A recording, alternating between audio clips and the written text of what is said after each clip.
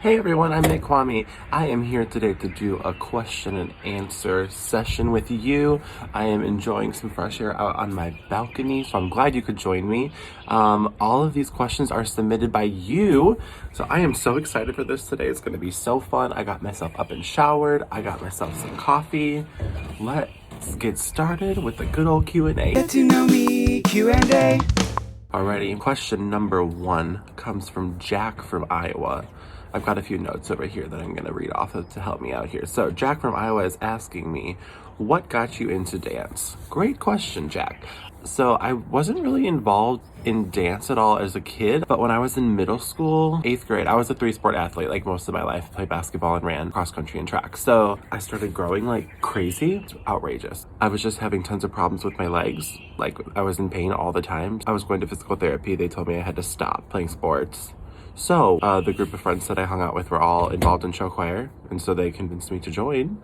So that's honestly what got me started in show choir. That was in 8th grade. I didn't do a lot of training or anything really until after high school when I was in college. Just tons of theater and show choir stuff to start. So great question, Jack. Here comes number 2. This is from Trinity from Wisconsin. Hey girl, I know who you are.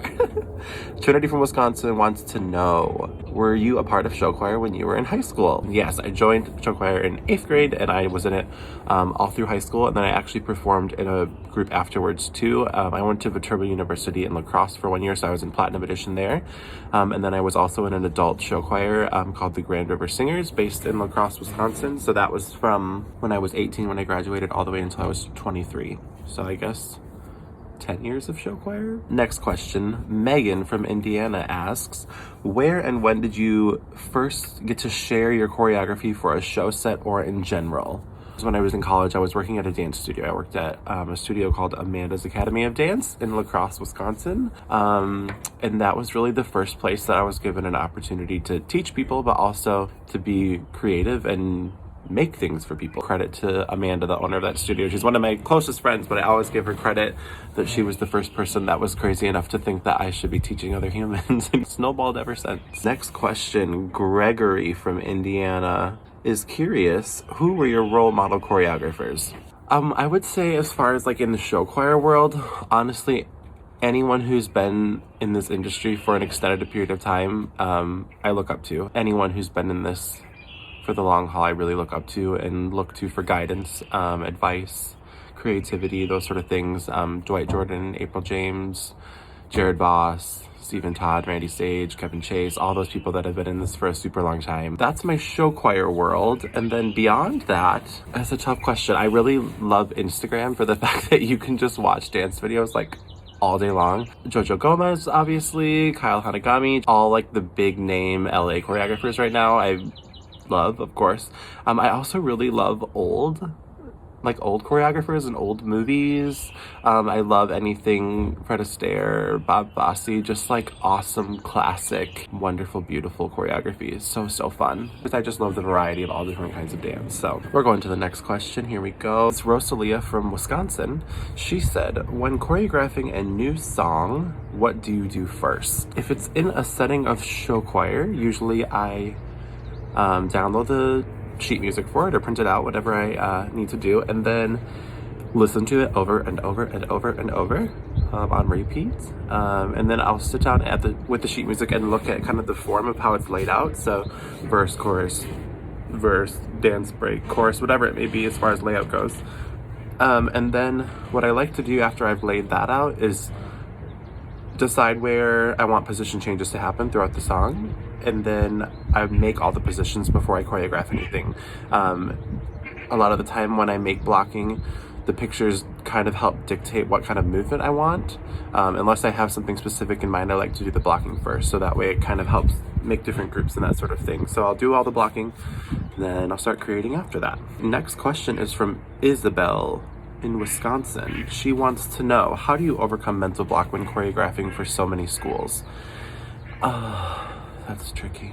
The longer you do this career, the longer you've been creating, it happens less. You just get more creative and you get in a better groove making things. However, what I usually do if I need a break, I just take a break. I have to just give myself 10 minutes, 15 minutes, go eat dinner, go outside for a walk. If I force it, it's never gonna end up how I want it to be. Take a little time off, go watch an episode of something on Netflix, and then come back to it. All right, next question. Here we go. This is from Mercedes in Oklahoma. She would like to know, what is something you tell yourself when you are nervous at a competition? It's just something that I think you learn to live with. When you're nervous about something, it means that you care about it, and that's what I always try and remind myself. If I wasn't nervous about what I was teaching or watching my kids compete, it would mean that I didn't care. And so I try and think of my nerves as a positive. It means that I'm passionate about what I'm doing. However, as a student or as a choreographer, when I find myself getting nervous about something, a competition, for instance, I usually try to remind myself that I've put in as much hard work as I could, and I've done everything I could, hopefully, to make it the best it can be. So rather than worrying about the outcome, just trusting myself that I know what I'm doing and I've done a lot of work to make this the best product I can. And then whatever happens at that point. Next question, here we go. Elizabeth from Indiana inquires, what is your favorite genre to choreograph?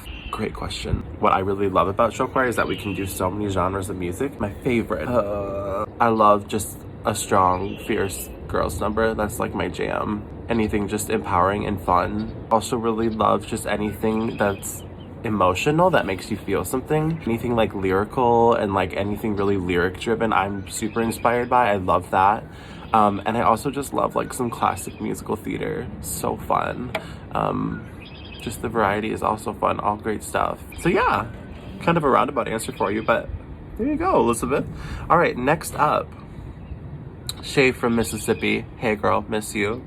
She asks, what are things you are looking for when watching a group for blocking purposes? Amazing question. When I'm watching for blocking, the number one thing that I'm watching for is a performance factor, a wow factor, an it factor. That person that captivates you and you can't stop watching. You don't know why, but you can't look away. We are watching movement as well, but for me personally, that's the last thing I'm watching. The movement will come. Not everyone learns at the same speed, so it takes longer for those things, but it's that wow factor, that it factor, the smile, the presence, the way you're carrying yourself, having a good time or not. Yeah, just that wow factor, performance factor. Next up, Kendra and Quinn are inquiring, your hair is so awesome. What is your hair care routine?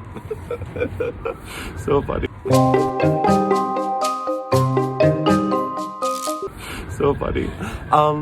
Right now my hair is next level. I gave myself a haircut last week because I was getting really desperate.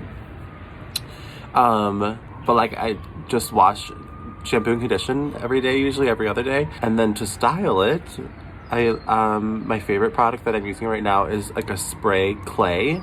So it's a little bit grittier. Sorry, there's fire truck. It's a little bit grittier. Put that in, blow dry with the round brush. Some hairspray, a little product, call it good. Next up, Taylor from Indiana is asking, what is one memory you will always remember about your journey? Oh, such a good question. Gave me goosebumps when I read it. I've been super blessed and super lucky to be given a lot of opportunities and people taking a chance on me and trusting me. And I feel like that's something that's really built my career and something that I won't ever be able to repay some people in my life for.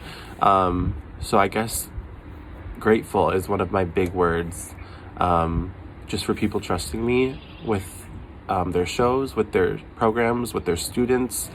Yeah, I've just been so honored and blessed by so many people taking a chance on me. Emma from New York wants to know, what is some advice for people wanting to be a show choir professional? Wonderful question, Emma. Also a hard question. There's a lot of us in this industry that I think have all gotten started different ways.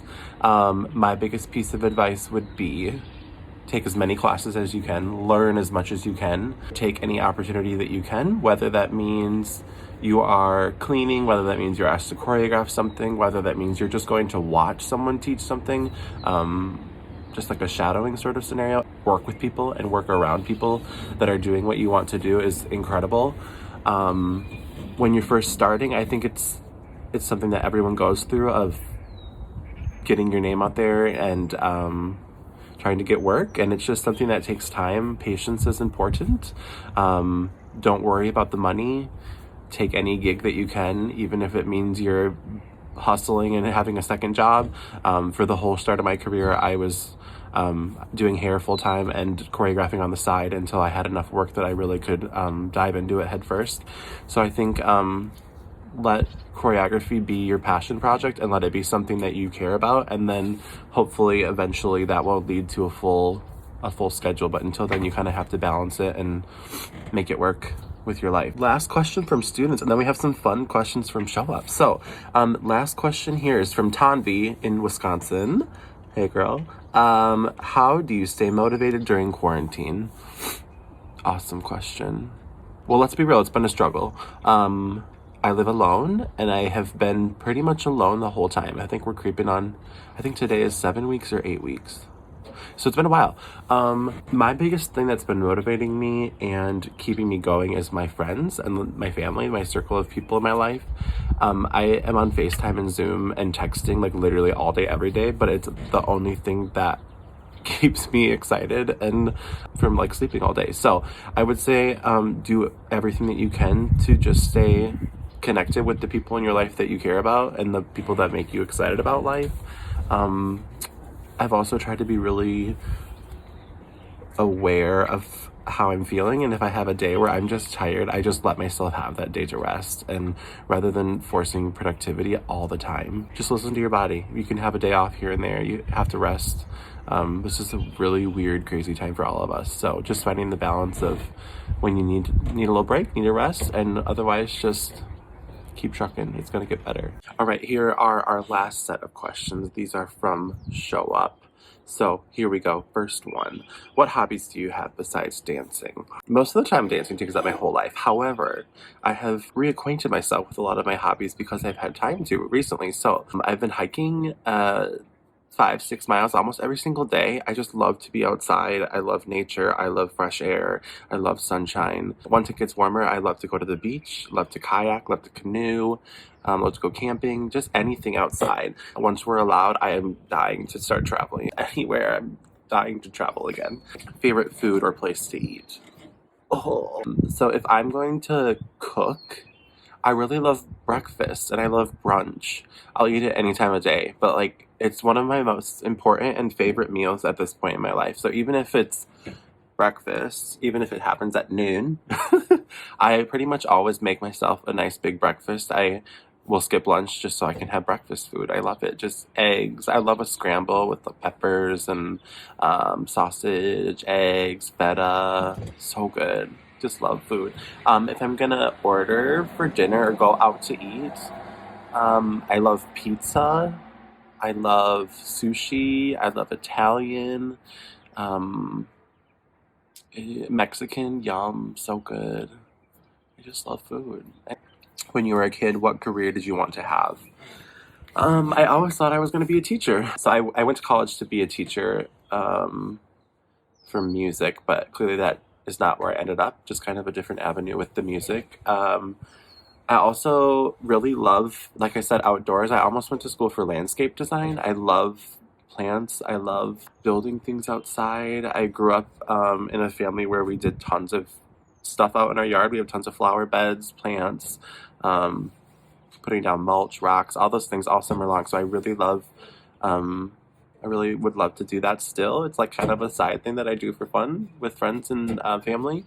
But when I was in middle school and high school, you always take like the interest inventory quizzes to like see what your career should be.